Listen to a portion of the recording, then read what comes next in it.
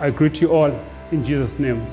I want to welcome you all to chapter 12 of the classical book, The Great Controversy, written by Ellen G. White. Now, the title of this book, of chapter 12 says, The French Reformation.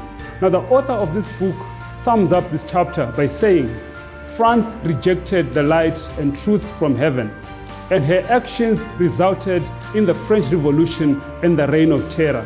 But the great question will be, how did France get to this position? Now, what we are seeing here is the battle of doctrine. The battle of doctrine between the doctrine of the church and Bible doctrine versus Bible doctrine. Now, the actors in chapter 12 are the Bishop of Milks. The Bishop of Milks took his stand with the Reformation, and he helped in spreading the truth to the laity as well as to the clergy. And he even helped when the French Bible came out, he was actually one of the people that helped in circulating it in his diocese. We also have King Francis I. King Francis I, at first, he regarded the Reformation with favor, but as time went on, his hand was found behind the persecution of the reformers. And then there was another person called Berquin. Berquin stood for the Reformation. He lost his life, they strangled him, and his body was burnt. And then we also have the Roman Church. The Roman Church was there to defend Romanism in the country of France. And then we have at last the French people. Now the French people, the poor French people, were caught in between Romanism and the Bible Christianity, and they were asked to choose between the two. But then we want to talk about the three people that I think are the champions of Reformation in France. Number one is called Professor Jacques Lafleur. Professor Jacques Lafleur was a professor at the University of Paris, a devoted Catholic, a researcher of the word, he loved academics. So one time when he was researching the Bible, trying to find out about the church's saints in the Bible, unfortunately, he could not find any of the church's martyrs in the Bible. But what did he find? He found Jesus and the disciples and the pure doctrine of the Bible. He was so happy, he was overjoyed, and he loved it. And he actually resolved to teach the Bible to his students and to study it even more. Later on, he is the one who translated the New Testament Bible into French. He published it at Milks, and it came out at the very time when the German Bible of Martin Luther was coming out in Wittenberg. And then later on, during the persecution, Lafleur left France and went to Germany. Number two, we've got William Farel. William Farel was a student of Professor Lafleur, and he was coming from a God-fearing home, a devoted Catholic and the defender of that faith. This was a very interesting character because he would do anything to protect the Pope and the Church, to protect the Pope and to protect the Church.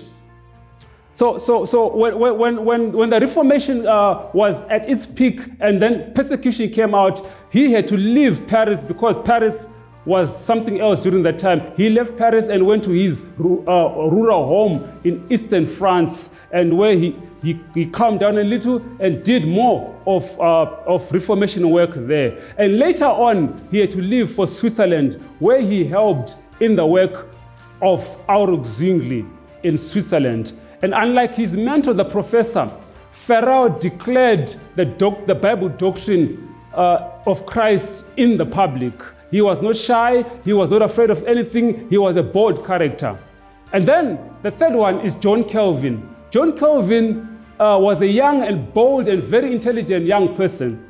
When he got to 12 years, he was actually given a church to be chaplain of a small church in France.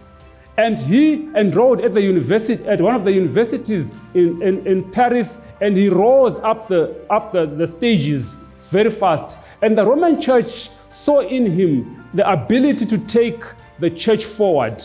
Unfortunately, when John Calvin studied the writings of the great Martin Luther, he took his stand with the reformers and began to protest against his own church.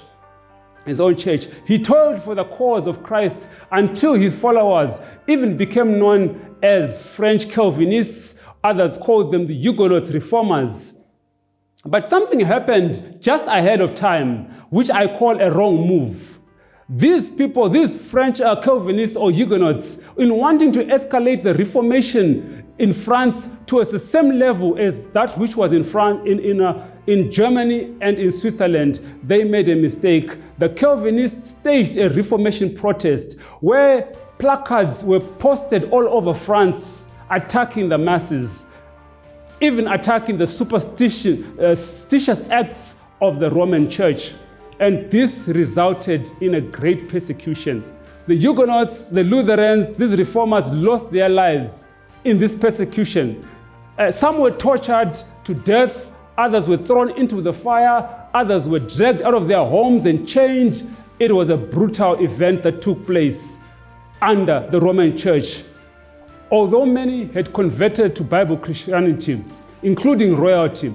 For example, the sister of King Francis I was one of the people that had converted from the royal family, had converted to Bible Christianity. However, Rome seemed to have conquered. And in order to combat the Reformation in all of Europe, the church created the Jesuits, otherwise known as the Society of Jesus. And on page 234, Ellen G. White wrote, to combat these forces, meaning the reformers, Jesuitism inspired its followers with fanaticism that enabled them to endure like dangers and to oppose to the power of truth all the weapons of deception. And historian and author, one of my favorite, Grattan Guinness, in his 1887 book titled Romanism and Reformation, on page 2, he quotes Sir Robert Peel, who had said, "The day is not distant, and it may be very near, when we shall all have to fight the battle of the Reformation over again." So, from that, we realize that another Reformation is sure to come, and it will happen in our days. But persecution will be inevitable. However, there is no need for us to fear, for the omnipotent powers of heaven are on the side of the Reformation.